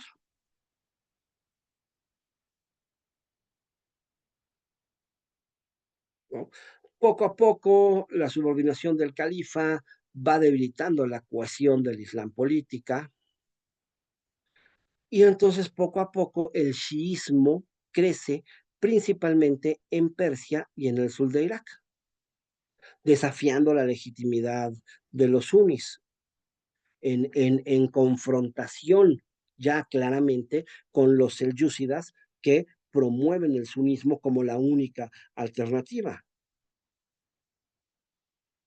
Siguió habiendo provincias que actuaban con relativa independencia, reconociendo al califa solo de forma nominal. Bagdad siguió siendo el corazón religioso, pero en realidad el cuerpo del Islam pues está fragmentado.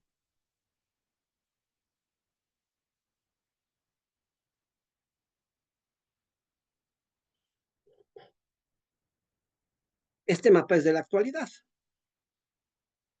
¿no? Pero, pues sí, es todas las luchas entre chiitas y sunitas por la legitimidad religiosa, ¿no? Mientras más oscuro sea el verde, más sunismo hay. El verde más claro va siendo minoritariamente y las regiones moradas es donde más chiismo existe y donde está claramente todo el poder de los chiitas en Irak y en Irán,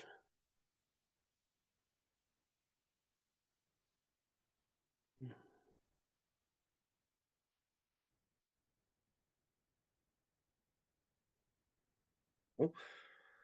Uno de los ejes centrales de la historia de Irak y de Irán desde la Edad Media hasta hoy es esta disputa entre chiitas y sunitas, ¿no?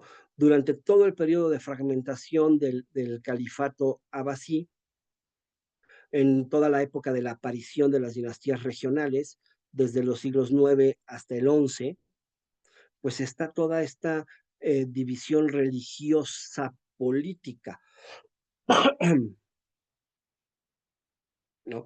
Y esta disputa se convirtió en las banderas del poder para legitimizar gobiernos, para movilizar comunidades.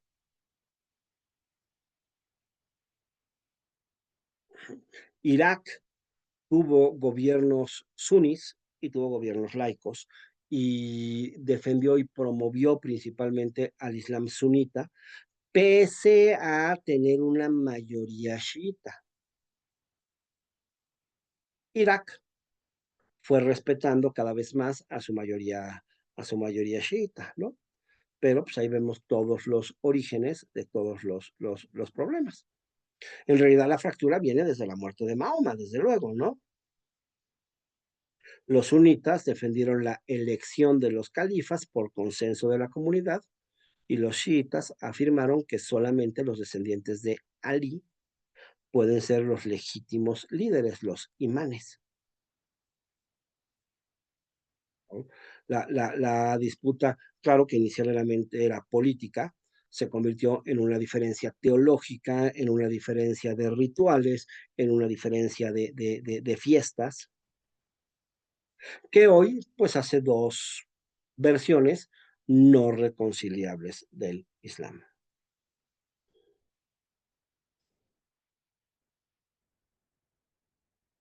¿no?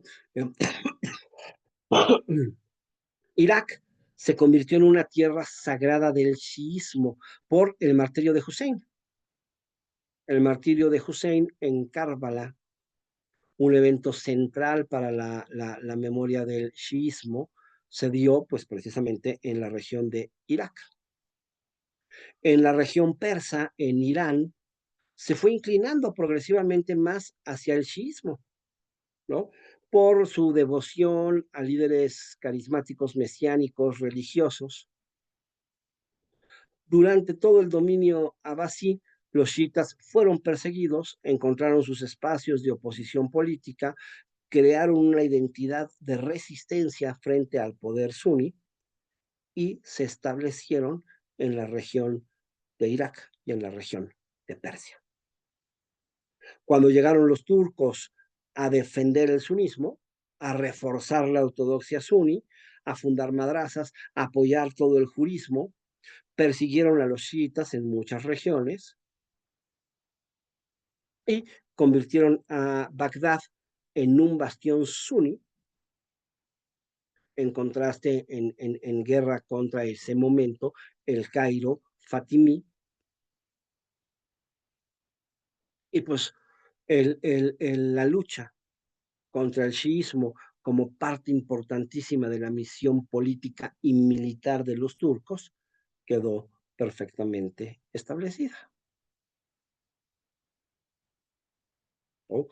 No es solamente una disputa entre elites, es una disputa que tiene mucha relación con la vida cotidiana, con los rituales, con las formas religiosas, con la educación religiosa y que por ende pues ha generado múltiples conflictos armados.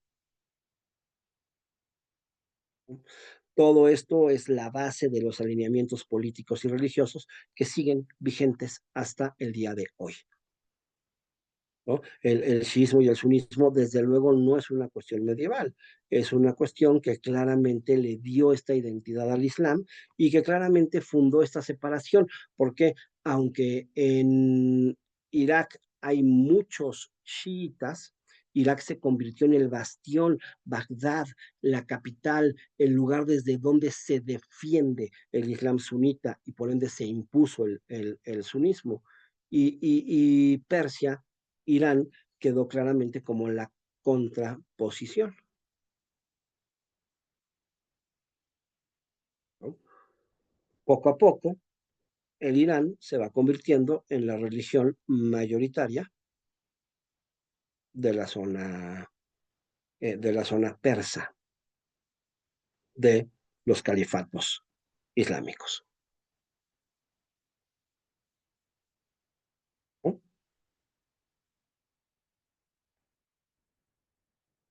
Irán pues quedó como este puente de mundos, ¿no?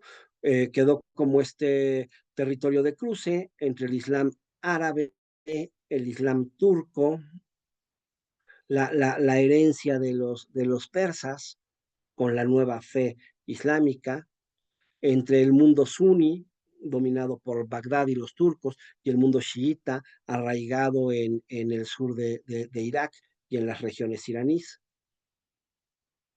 Y claro, Irán se convierte entonces pues en todo un espacio de tensiones y de síntesis de todo lo que representa el Islam, ¿no? Tiene su propio modelo, su propia cultura, adopta turcos, adopta árabes, ¿no? Este, adopta el chiismo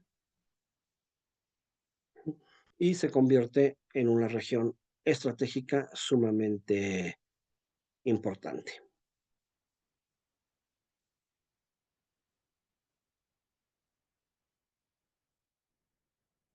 Ya después, pues viene todo el debilitamiento del califato abasí, ¿no? Que se viene debilitando desde los buyes, los selyúcidas, los samánidas, desde luego, ¿no?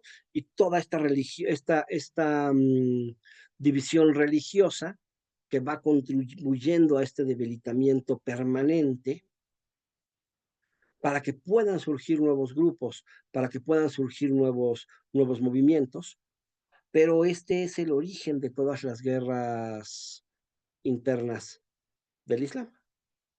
En el año 1095, Urbano II convoca la primera cruzada, respondiendo al pedido de ayuda del emperador bizantino. En 1099, los cruzados conquistan Jerusalén. Irán nunca fue directamente invadido. Bagdad y el califato vieron claramente amenazado su prestigio. Los cruzados aprovecharon la desunión y lograron avances muy importantes. Después, líderes importantes como Nur al-Din o como Saladín lograron pues articular una defensa efectiva del Islam, pero durante mucho tiempo existieron los reinos latinos en toda esta región. Jerusalén, claro, se convierte en el centro máximo de la disputa entre Islam y cristianismo y judaísmo, y seguirá eternamente en disputa. Y los últimos que llegan ya en el siglo XIII finalmente serán los mongoles, liderados por Gengis Khan, ¿no?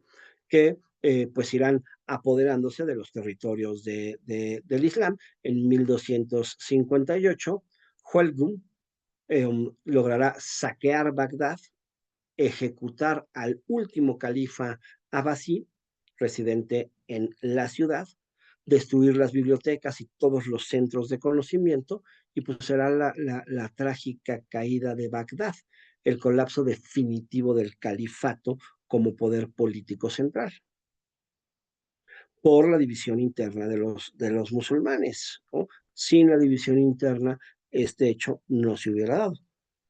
Entonces, pues aparentemente el califato abasí existió desde el 750 hasta el 1258, pero la realidad, pues es de una diversidad permanente, ¿no?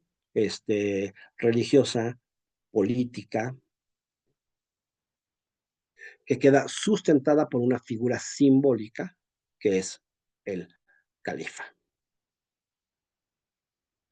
El califato de Bagdad se convirtió en eso, en un símbolo muy importante, ¿no? Este, muchos, bueno, hoy todavía movimientos como ISIS, como la Hermandad Musulmana, como todos estos movimientos ultra agresivos, pues ven en la toma de Bagdad el renacimiento el renacimiento del Islam, ¿no? ¿Por qué? Porque Bagdad quedó marcado como eso, como la unidad islámica.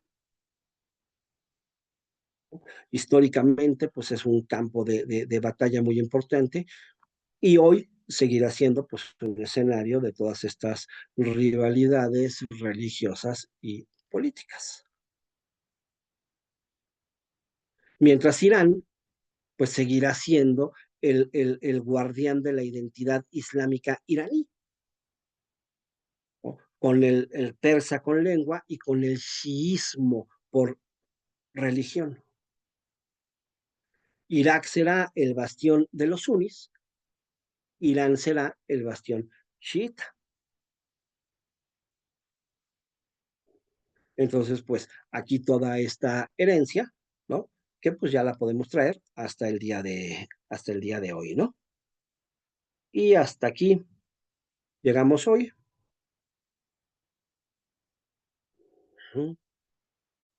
Ya dejé de compartir, sí. Muchas gracias, profesor. Pues Muchas muchas gracias, gracias. profesor. Llegamos el día de hoy. Buenas noches a todas.